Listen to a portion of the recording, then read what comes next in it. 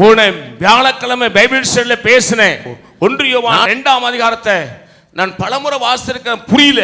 யோவான் சொல்றாரு, யாருடா அந்தி கிறிஸ்து அப்படின்னு பார்த்தா சபை விட்டு போனவன் அந்தி கிறிஸ்தான், சபையை குறை சொல்றவன் அந்தி கிறிஸ்தான். அதுக்கு சொல்றார் யோவான், அவர் நம்முடையவர்களாக இருந்தால் நம்மோடு இருப்பார்கள் அல்லவா. கஷ்டமோ நஷ்டமோ துன்பமோ பாடுகளோ உபத்திரமோ இருப்பாங்கல்ல, அவர்கள் நம்மோடு இல்லாதவர்கள், அவர்கள் நம்மை விட்டு பிரிந்து போனார்கள். அவர்கள் யாரு? படி ஜோசப், அந்த வசனத்தை மட்டும் 1 யோவான் 2ஆம் அதிகாரம் படியா. பிள்ளைகளே, இது கடைசி காலமாய் இருக்கிறது. அந்தி கிறிஸ்து வர்றான்னு சொல்றமே, நம்ம நினைச்சிட்டு இருக்கிறோம் அவன் 2 கொம்பு வச்சுக்கிட்டு வர மாட்டானா. அந்தி கிறிஸ்து என்ன வேலை பார்க்கறான்னு பாருங்க. நீங்க கேள்விப்பட்டபடியே இப்பொழுதும் அநேக அந்தி கிறிஸ்துகள் இருக்கிறாங்க. இது கடைசி காலம். யாரு? சபையை குறை சொல்லி, ஊழியத்தை குறை சொல்லி, ஊழியக்காரனை குறை சொல்லி சபையை விட்டு வெளியே போயிட்டானா அவன் யாரு? அந்தி கிறிஸ்து. உண்மையா சொல்றேன், அவன் வீட்டுல நல்லது கெட்டது நடந்தா கை கூட நினைக்க கூடாது, நல்லது கெட்டதுக்கு போகவே கூடாது.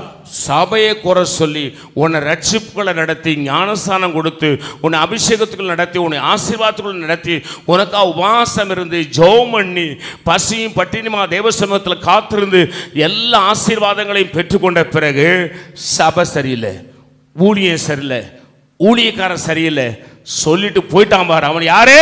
அந்தி கிறிஸ்து. அத்தாச்சி அப்படின்னு போயிடாத, அண்ணேன்னு போயிடாத.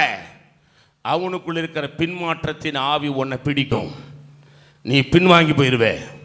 அவர்கள் நம்முடையவர்களாக இருக்கவில்லை, நம்முடையவர்களாக இருந்தாரானால், ஆமா நம்மோடு இல்லை நினைக்கலாம், போயிட்டான். அவன் யாரு? இப்போ எங்கேயும் பார்க்காதீங்க, பார்த்தீங்கன்னா அப்படி சபையை விட்டு போனோன்னு பார்த்தீங்கன்னா உங்களுக்கு என்ன மனசில் வரணும்? அந்தி கிறிஸ்து வரான் பாரு, அந்தி கிறிஸ்து வரான் பாரு. அவன் முகத்தில் முடிச்சிடாத, தர்த்திரம் முடிச்சவன், அவனை வீட்டுக்குள்ள விட்டுறாத.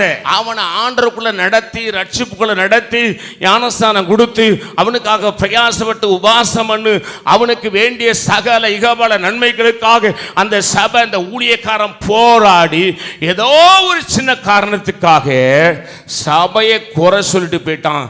அழகா யோவான் அடையாளம் கண்டுபிடிக்கிறான், அவன் யாரும் கிடையாது, அவன் அந்தி கிறிஸ்து.